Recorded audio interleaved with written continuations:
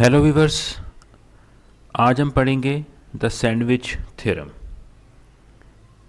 अगर मेरे पास तीन फंक्शन है, एक का नाम अगर मैं रखूं कि f है, एक फंक्शन g है और एक फंक्शन h है, और इन तीन फंक्शन के दरमियान रिलेशन इस तरह है कि जो f ऑफ x है ये लेस देन इक्वल टू है g ऑफ x के और लेस देन इक्वल टू है h ऑफ x के। यानी ये फंक्शन में इस तरह तरतीब है, एफ जी एफ एक्स जब एफ एक्स से ग्रेटर है और एच ऑफ एक्स जब वो जी एक्स से ग्रेटर है। अब अगर मैं इनकी लिमिट लूँ किसी फिक्स्ड पॉइंट पे, लेट्स से इसको आप सी कह देते हैं, यानी limit X tends to C of the function F of X less than equal to limit X tends to same point C of the function G of X and then less than equal to X tends to C of the function H of X. तीनों की limit एक ही point पे ली है। और उसके बाद अगर मुझे मालूम है कि इस फंक्शन की जो लिमिट है वो एग्जिस्ट करती है और उसका आंसर अगर कैपिटल एल है लेस देन इक्वल टू, दरमियान वाले फंक्शन के बारे में कुछ नहीं जानता कि उसकी लिमिट क्या है, एग्जिस्ट भी करती है या नहीं करती, ये ऐसे का वैसे रहेगा। और जो राइट साइड वाला फंक्शन है मुझे इसका भी पता है लिमिट एग्जिस्ट करती है और ये भी एल है।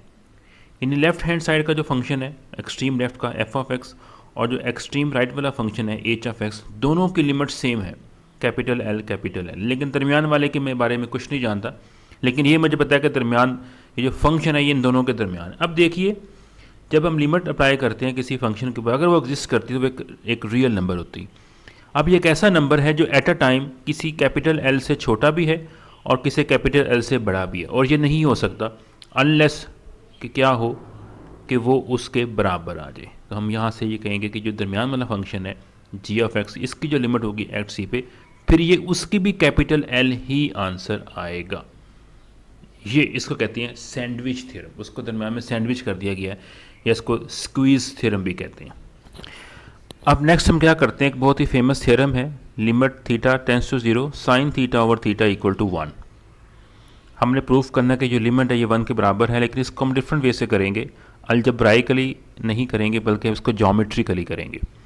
देखा आप देख सकते हैं, जब ये 0 प्लग करूंगा साइन 0 0 होता है, ओवर में 0 तो ये 0/0 फॉर्म बनती है। इट मीन्स हम डायरेक्ट इस लिमिट को नहीं सिंप्लीफाई कर सकते, इसको कोई ट्रिक इस्तेमाल करना पड़ेगा। लेकिन आप देख सकते हैं यहाँ पे ना तो कोई सिंप्लीफिकेशन हो रही है ना फैक्टराइजेशन है, तो ये अलजब्राइकली करना डिफ़िकल्ट है, जो कि एक फेमस थ्योरम है। हम इसकी कंस्ट्रक्शन जो है वो ज्योमेट्रिकली करते थे। तो हम क्या करते हैं, एक सर्कल लेते हैं, यूनिट सर्कल, यानी जिसका रेडियस 1 है, और इसका सेंटर मैं यहाँ पे कहता हूँ कि ये O है। ये पॉइंट आप A कर लें और ये पॉइंट आप B कर लें। O से A रेडियस है, और चूँकि यूनिट सर्कल है तो ये रेडियस फिर 1 होगा। इस तरह O से B भी रेडियस है, इसकी लेंथ भी 1 होगी। अब मैं क्या करता हूँ कि यहाँ पे जो है A और B को एक स्ट्रेट लाइन से ज्वाइन करता हूँ, तो ये मेरे पास क्या बन जाएगा, OAB जो होगी, OAB ये एक ट्रायंगल बन जाएगी, और उसके साथ साथ जो OAB है ये एक सेक्टर भी मेरे पास बन जाएगा।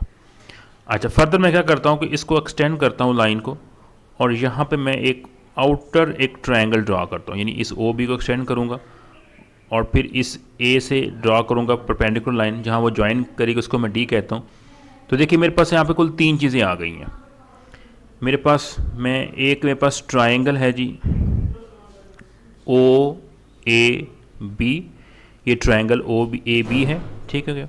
उसके बाद मेरे पास क्या है जी, एक सेक्टर है, सेक्टर OAB, सेक्टर भी OAB है, लेकिन इसमें देखिए O और फिर ये कर्व वाला हिस्सा होगा B और फिर A तक आएंगे।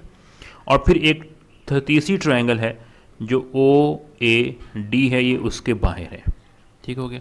अब अगर इनके एरिया की बात करें, जो OAB है इसका एरिया लेस होगा इस सेक्टर के एरिया से, क्योंकि सेक्टर के एरिया में ये एरिया भी शामिल है, और उसका एरिया जो सेक्टर का एरिया ये लेस होगा इस बड़ी वाली OAD ट्रायंगल से।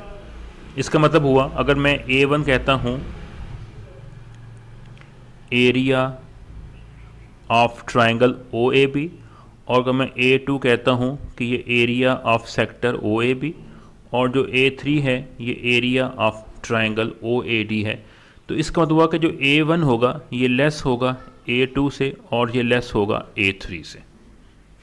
ये एक रिलेशन मुझे नज़र आ रहा है कि area of triangle O A B will be less than area of sector O A B and that is less than of area of triangle O A D. अब मुझे इन तमाम के एरियाज फाइंड करने हैं। ठीक हो गया जी। अब एरिया का फार्मूला क्या है? आप जानते हैं कि जो एरिया का फार्मूला होता है it is equal to 1/2 base into height. Base और हाइट आपस में परपेंडिकुलर होती है। ठीक हो गया। अब देखें ओ ए बी में क्योंकि कोई भी एंगल 90 का नहीं है, मुझे इसकी बेस डिफाइन करनी पड़ेगी। लीजिए मैं बी से ड्रॉ करता हूँ एक लाइन परपेंडिकुलर टू ए ओ ए, और इसको मैं सी कह देता हूँ और ये परपेंडिकुलर है। इसका मतलब अब जो ओ ए बी का एरिया बनेगा वो 1/2, अगर मैं ओ ए को बेस कर लूँ तो बी सी उसकी हाइट बन जानी है। इसका तो जो ए वन का एरिया बनेगा, इस ए वन का जो एरिया है ये क्या होगा मेरे पास 1/2, ये ओ ए इसकी बेस होगी और हाइट क्या इसकी बनेगी, इसकी बी सी हाइट बन जाएगी। ये एरिया अब आ गया A1। A2 जो होगा, चूँकि ये सेक्टर है और सेक्टर का एरिया हम जानते हैं ये 1/2 आर स्क्वेयर थीटा है। यहाँ पे जो थीटा है it must be in radian और आर स्क्वेयर इसका रेडियस है, ये मॉल जानते हैं। अब A3 के आ जाइए। A3 जो बिगर ट्राइंगल है, चूँकि ये ऑलरेडी मैंने 90 ड्रॉ किया हुआ है, तो इसका मतलब कि इसका जो एरिया बनेगा हाफ, और इसकी मैं बेस ओ ए ले सकता हूँ और इसकी जो हाइट बनेगी वो ए डी बन जाएगी। लीजिए मैंने इनके एरियाज भी फाइंड कर लिए। अब मुझे इनकी वैल्यू फाइंड करनी है। अब अगर छोटी वाली ट्रायंगल में आ जाएं जो कि ओ ए बी है, सॉरी ओ सी बी, अब अगर ओ सी बी में आ जाए, मैं इसकी यहाँ पे करता हूँ कैलकुलेशन ताकि थोड़ा सा ये हमें क्लियर हो जाए। अच्छा जी, in triangle O C B, यानी ये वाली ट्राइंगल, ये राइट एंगल ट्राइंगल। ठीक है। इसमें अगर मैं साइन थीटा फाइंड करता हूँ, साइन थीटा क्या होता है, परपेंडिकुलर ओवर में हाइपोटेन्यूज। ये याद रखें कि ये लेंथ 1 है और ये ओ से ए बी 1 है। तो साइन थीटा क्या बनेगी, परपेंडिकुलर जो कि मेरे पास बी सी होगा, और हाइपोटेन्यूज जो मेरे पास ओ बी होगा। बी सी रहेगा, लेकिन जो ओ बी है वो 1 है। इसका मतलब हुआ कि यहाँ पे जो बी सी की वैल्यू आ जाएगी वो कितनी आएगी, साइन ऑफ थीटा बनेगा। और ओ ए कितना होगा, क्योंकि वो रेडियस है, वो ऑलरेडी 1 है।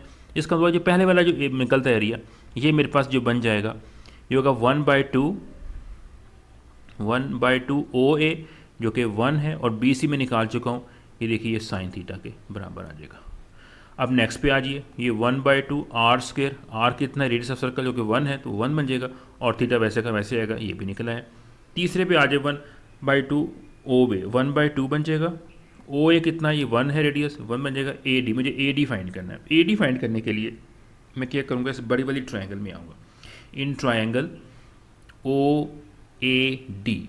इसमें आप अगर आ जाएं, मैं यहाँ पे कर देता हूँ in triangle O A D. यहाँ पे अगर आप टेन थीटा फाइंड कर लें, टेन थीटा क्या होता है, परपेंडिकुलर ओवर में बेस, यानी इसका जो परपेंडिकुलर वो ए डी है, इसका जो बेस है वो ओ ए है। टेन इसलिए इस्तेमाल किया क्योंकि मेरे पास ओ ए की वैल्यू है। अगर मैं यहाँ पे साइन लूँ ना, सॉरी ये एंगल देखिए, ये एंगल थीटा होगा, तो ये साइन में ये आएगी हाइपोटेन्यूज, उसकी मेरे पास वैल्यू नहीं है, इसलिए मैं टेन यूज़ कर रहा हूँ। तो ए डी रहेगा, ओ ए 1 है तो देखिए ए डी बन, इसका मतलब हुआ कि यहाँ पे जो ए डी की वैल्यू थी ये कितनी बन जाएगी, ये टेन ऑफ थीटा बन जाएगी। तो ये मेरे पास तमाम की वैल्यू आ गई। अब थोड़ा मैं सिंप्लीफाई करता हूँ, क्या करता हूँ, चूँकि 1/2 इधर भी है, यहाँ भी है, यहाँ भी डिवाइड कर दें, डिवाइडिंग बाई 1/2, या मल्टीप्लाइंग बाई 2 कह लें, मल्टीप्लाइंग ईच इनक्वलिटी बाय 2। जब मल्टीप्लाई 2 से करूँगा देखिए ये 2 कट जाएगा, मेरे पास सिर्फ रह जाएगा लेफ्ट पे साइन थीटा लेस देन, यहाँ पे रह जाएगा थीटा लेस देन, यहाँ पे रह जाएगा मेरे पास टेन थीटा। उसके बाद क्या करें आप इसका लें टेकिंग रेसिप्रोकल, और याद रखें कि इनइक्वालिटी में जब आप रेसिप्रोकल लेते हैं, टेकिंग रेसिप्रोकल, और याद रखें कि अगर मेरे पास a लेस देन b है, आप अगर इनका लेंगे रेसिप्रोकल 1/a, तो वो ग्रेटर हो जाएगा 1/b से। रेसिप्रोकल लेने से जो इनइक्वालिटीज़ का ऑर्डर चेंज हो जाता है। जब रेसिप्रोकल होगा क्या बनेगा, 1/sin of theta less than 1/थीटा लेस देन 1/tan थीटा। और 1/tan थीटा कह रहे हैं, या tan थीटा का जो रेसिप्रोकल क्या होता है वो बस कॉट थीटा होता है, तो ये कॉट थीटा बन जाएगा जो कि कॉस ओवर साइन के बराबर होता है। अब आप क्या करें, इसको मल्टीप्लाई करें साइन थीटा से, multiplying by sine theta, multiplying by sine theta. जब मल्टीप्लाई करेंगे साइन थीटा से, देखें ये लेफ्ट में कट जाएगा, 1 रह जाएगा, लेस देन ये क्या आएगा, ये साइन थीटा ओवर में थीटा आ जाएगा। और यहाँ पे क्या आएगा, जब साइन से मल्टीप्लाई करेंगे, याद रखिए जो कॉट थीटा है ये दरअसल कॉस थीटा ओवर में साइन थीटा के बराबर है। जब आप साइन थीटा से मल्टीप्लाई करेंगे तो ये क्या बन जाएगा, ये कॉस थीटा बन जाएगा। अब आप क्या करें, इसकी लिमिट लें।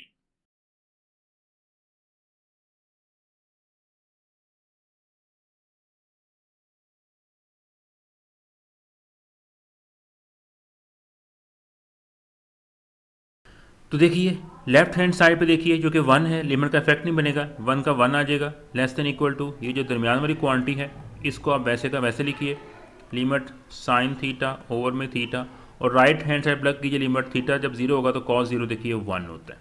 अब यहाँ से देखिए यूजिंग सैंडविच थ्योरम, ये क्वांटिटी है 1 से छोटी है और 1 से बड़ी भी है, ओनली पॉसिबल अगर limit theta goes to 0, sine theta over में थीटा क्या आएगा, इक्वल टू 1 आएगा। जब भी जो हमने पढ़ा ऊपर लॉ पढ़ा है सैंडविच लॉ, उसके ज़रिए इसका आंसर बन आएगा और यही हमने रिजल्ट वेरीफाई करना था, एस्टेब्लिश करना था। देखिए बड़ा ही इंपॉर्टेंट थ्योरम है।